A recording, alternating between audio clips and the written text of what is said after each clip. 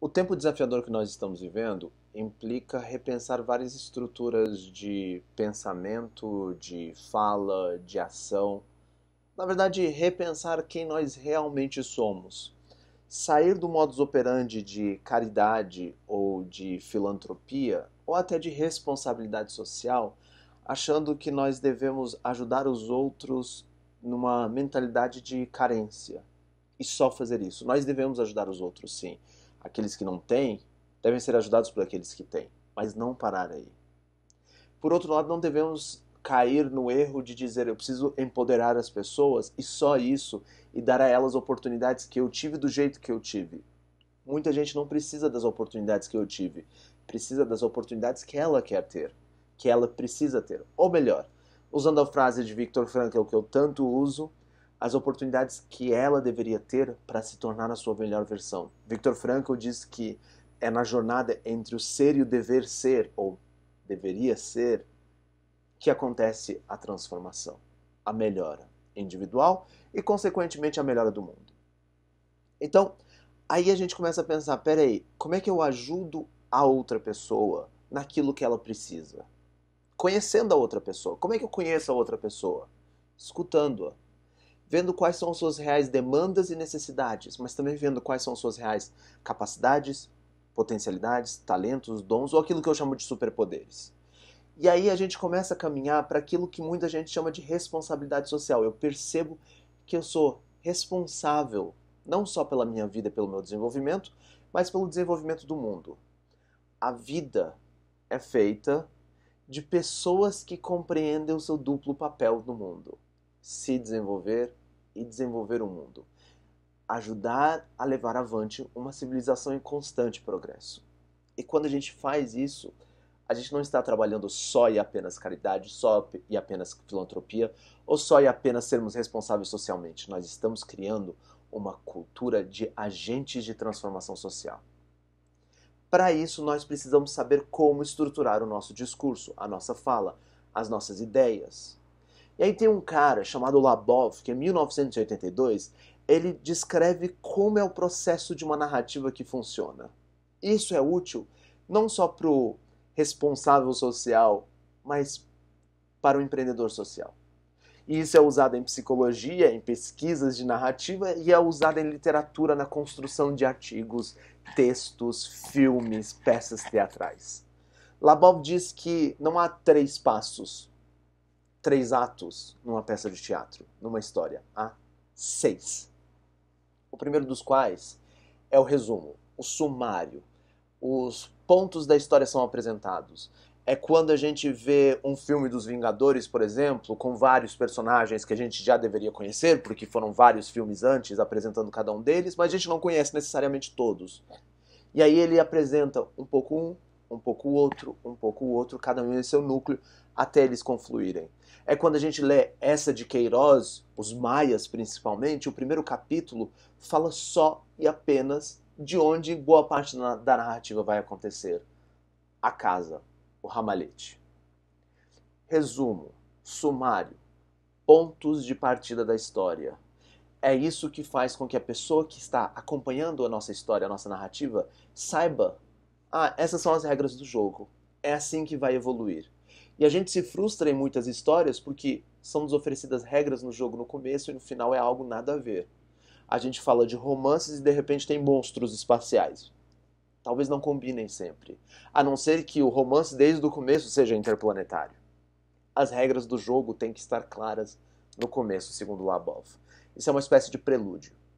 E aí o segundo passo é a orientação espaço-temporal. Quando está acontecendo? Onde está acontecendo?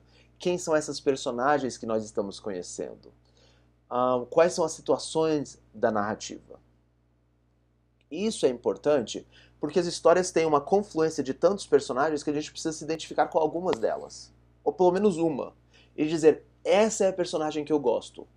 Desculpem o spoiler de quinta, sexta temporada de The Walking Dead, se for o caso de você gostar de The Walking Dead. Mas quando mataram Glenn, por que The Walking Dead perdeu tanta audiência? Porque muita gente se identificava com Glenn. Um cara normal, um cara que entregava pizzas, um menino simples, mas esperto, inteligente. E é como muitos de nós nos vemos, espertos, inteligentes, mas simples. A gente se identifica com os personagens. Nostrato Pezeshkian chama isso de função de espelho ou função de modelagem. São duas funções diferentes. Quando eu olho para o personagem e digo, uau, ele é muito parecido a mim. Quando eu olho para o personagem e digo, uau, eu quero ser como ele. O que ele faria nessas circunstâncias? O que eu faria nessas circunstâncias? E aí figuras religiosas como Abdu'l-Bahá, Buda ou Jesus Cristo são muito usados nesse caso, porque a gente olha para essas figuras e diz, uau, o que ele faria no meu lugar? O que eu faria se eu estivesse vivendo a situação dele? E essa é a orientação, quando eu conheço os personagens. Star Trek, Jornada nas Estrelas, as histórias originais, pelo menos o primeiro grupo e o segundo grupo, a nova geração. Friends, nenhum deles é exatamente protagonista ou personagem principal, todos são co-protagonistas na jornada. E isso permite que nós, que somos co-protagonistas na jornada da vida das outras pessoas, nos identifiquemos com alguns personagens, digamos, eu acho que eu sou mais a Rachel, eu sou a Mônica, eu sou o Jean-Luc Picard, ou eu sou o Data, ou eu sou o Spock. Esses processos de identificação acontecem no que Labov chama segundo ato, a orientação. E há depois um terceiro ato, depois do resumo e da orientação há um terceiro ato, a complicação ou a ação complicadora, que demonstra o ponto de mudança, o ponto de clivagem, o problema no enredo. O que aconteceu? É esse momento que os meus pacientes em psicologia clínica dizem, aconteceu um problema. Eu tive um acidente. As pessoas me odeiam. Eu quero o divórcio. Porque ele me traiu, ela me traiu. É o problema, a complicação. A pessoa chega dizendo, eu vou falar sobre isso. Depois apresenta os personagens. Então, resumo, vou falar sobre isso. Apresenta os personagens, a orientação. E depois, tudo deu errado, porque isso. Se não tiver o tudo deu errado, a gente não prende a atenção das pessoas. As pessoas não querem saber o que aconteceu. Então, algo vai dar errado. O sofrimento faz parte da vida, diria Viktor Frankl. Então, é por isso que é tão importante que, nesse processo de contagem da história, o terceiro ponto seja a complicação. Dr. Strange pega o celular enquanto está dirigindo o carro e tem um acidente. O cara que é neurocirurgião começa a tremer. O super-herói não quer assumir o seu superpoder. A pessoa perde a mãe e o pai, ou o planeta inteiro, dependendo da história que a gente estiver falando. A complicação. E a complicação faz que nós que estamos ouvindo ou lendo a história, pensemos assim, o que deve acontecer a partir de agora? O que eu faria? O que deve ser feito? O que está acontecendo na cabeça do escritor ou dos escritores? E o processo evolui. Chegou aqui na complicação, depois tem um ponto muito próximo, que é a avaliação. É quando o contador de história, o narrador ou o protagonista, ele se afasta da história, aquilo que Viktor Frankl chamaria de autodistanciamento. Ele se afasta da história e começa a tecer comentários sobre o sentido, sobre as emoções, sobre a sua alma. O núcleo existencial da história se torna manifesto nesse quarto passo. O quarto passo é o momento em que nós usamos nossos superpoderes. Um paciente que diz que sentia atacado e maltratado como Sísifo da mitologia grega, sempre sofrendo e fazendo um trabalho inútil, percebe que ele na verdade era Prometeu, maltratado e sofrendo, mas fazendo um trabalho que tinha sentido, ajudar as outras pessoas. A avaliação, quando a gente revê os processos na nossa vida, quando a narrativa é narrativa de vida. A avaliação, quando o herói da história revê os seus processos e muda a sua vida. E começa a lutar contra os monstros, sejam monstros fictícios ou monstros reais. Sejam monstros narrativos ou monstros como a depressão, a angústia, a ideação suicida. Mas ele só está pensando. É no quinto passo, no quinto ato que Labov chama de resolução, que a coisa resolve. E aí, como fazer? Num mundo caótico como o nosso, não é só dar o peixe, não é só ensinar a pescar, mas é também revolucionar a indústria da pesca. Bill Drayton, o empreendedor social, quando ele diz isso, eu fico pensando, uau, como assim revolucionar a indústria da pesca? Nós precisamos repensar o que é ser humano. O que é prosperidade? O que é felicidade realmente? Como essas coisas são conseguidas? E isso faz com que nós nos tornemos empreendedores sociais. Peguemos aquela faísca de sentido da vida e passarmos como se fosse uma tocha olímpica a outras pessoas. A resolução.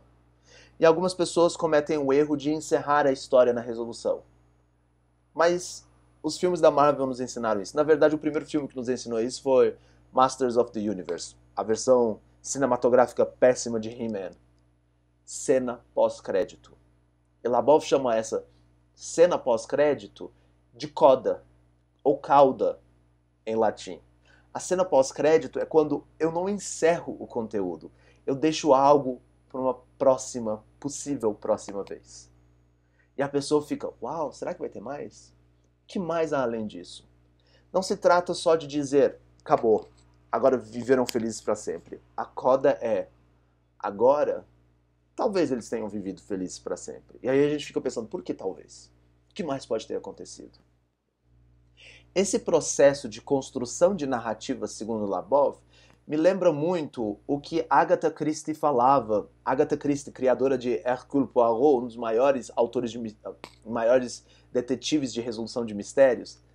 Agatha Christie diz assim: a verdade, por mais feia que seja, é sempre algo curioso e belo para aqueles que buscam.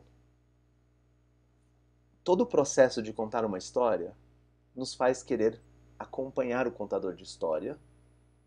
Tudo é feito para que as pessoas queiram escutar a narrativa e tentar entender o que é isso de verdade.